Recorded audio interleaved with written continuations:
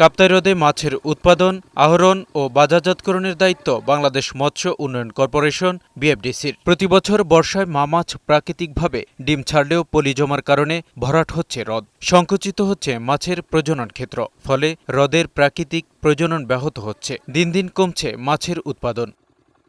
হ্রদে মাছের উৎপাদন বাড়াতে মারিসাচর হ্যাচারিতে রেণু উৎপাদন ও পুকুরে পোনা প্রতিপালন কার্যক্রম চালিয়ে যাচ্ছে বিএফডিসি। চট্টগ্রামের হালদা নদী ও কাপ্তাই হ্রদের রুইজাতীয় মাছ এনে কৃত্রিম প্রজননের মাধ্যমে পোনা উৎপাদন করা হচ্ছে হ্যাচারি ও পুকুরে।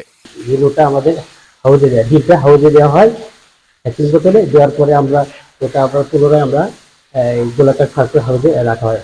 এক বছর রাখার পরে মাছটা যখন সাইজে এসে যায় তখন আমরা লেখা আপেল লিখে অবমুক্ত করি। এবছর প্রায় ৬০ মেট্রিক টন কার্প জাতীয় পোনা মাছ অবমুক্ত করার লক্ষ্য বিএফডিসির। হালদা নদী এবং কাপ্তাই হ্রদের মাছ আছে, আমরা এই মাছগুলোকে হ্যাচারিতে এনে আমরা সংযুক্ত প্রজনন প্রক্রিয়ায় আমাদের হেটিং এর কাজগুলো সম্পন্ন করে থাকি। এখানে একসঙ্গে যে আমরা করতে পারি না, আমাদের পুকুর স্বল্পতার কারণে পর্যাপ্ত পুকুর পেলে আমরা ওইটাও কাভার করতে পারবো।